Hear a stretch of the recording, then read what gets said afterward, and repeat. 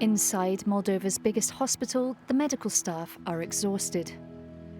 Dr. Alla Rusnak is one of them. She works on the COVID-19 frontline at the intensive care unit here and has also experienced being a patient firsthand. She contracted COVID and developed severe pneumonia. She was out of work for a month. She was eventually vaccinated on March the 2nd, on the first day vaccinations started in the country. I'm aware that the vaccine is the only way to get rid of the problems linked to COVID-19, to decrease the death rate, to decrease the number of patients with severe and very severe forms of COVID-19, and generally to keep people alive.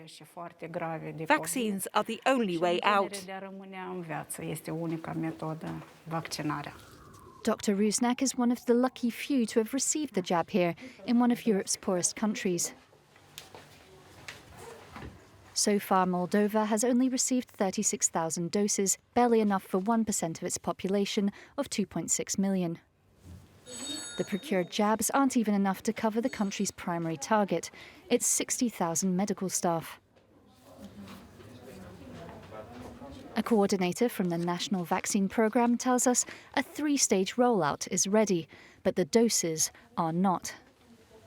To keep this target to the 70% of population to be immunized, we have to be more in negotiation with manufacturers, but we are not as much as other countries' interest to manufacturers due to our small size of population. So we are including all our efforts to receive additional doses. The consequences are dire, especially for the most fragile. We follow a non-profit organisation distributing lunchboxes to the elderly and isolated populations in a poor neighbourhood of Chisinau. The week we filmed here, the death rate had almost doubled compared to the previous week.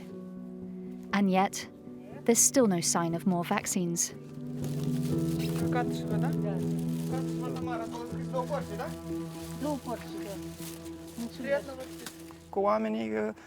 People tend to trust us priests.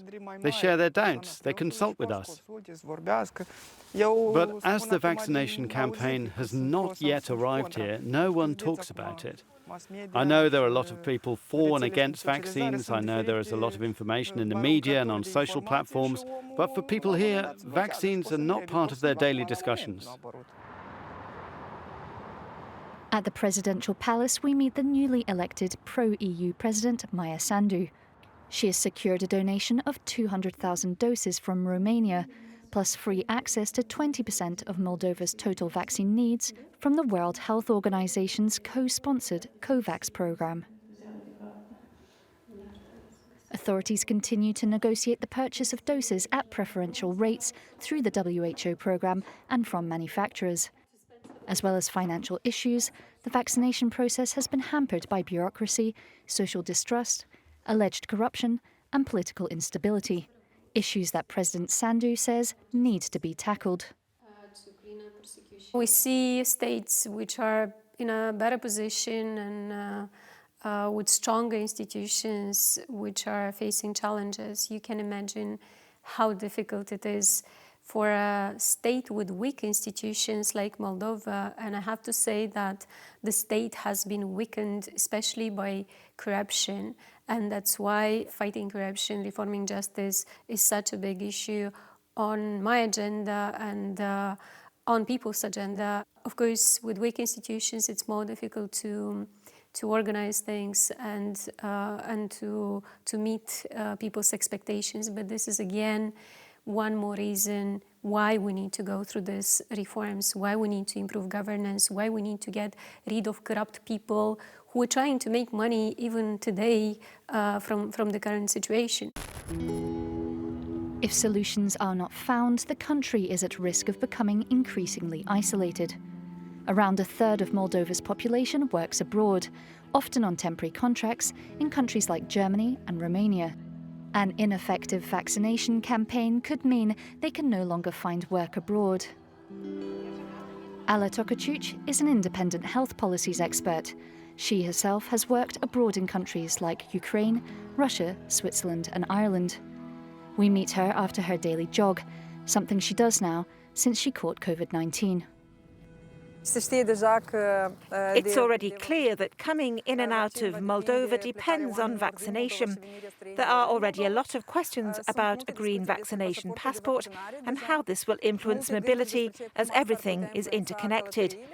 The success of the global vaccination campaign will determine the success of the vaccination campaign in Moldova and vice versa. Our progress will also define the progress of the global vaccination campaign. Later that evening, we look at what is at stake at the capital's central bus station. The main travel agency here used to have 10 buses going to Bucharest every day. The passengers were often temporary workers. Now there are only 2 scheduled services. The agency's manager says he'll be lucky if he sells 10 tickets. If vaccines are the only way for us to get back to normal, to open the borders again for our clients, and to keep our business going, then for sure, we're ready to vaccinate our staff. Lots of people still have doubts about vaccines because there's a lot of misinformation. We need more details about risks, benefits, and the prospects vaccines can bring.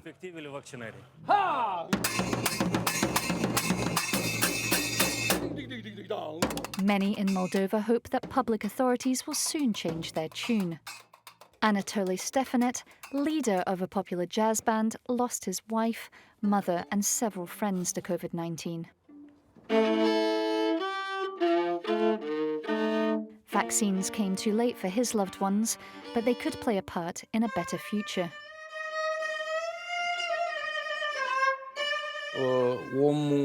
Human beings need to have hope in something. I experienced a personal tragedy that clearly made me think this way.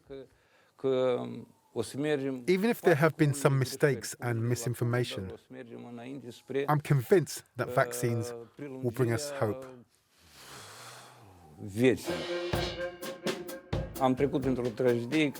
Vaccines will help us stay alive.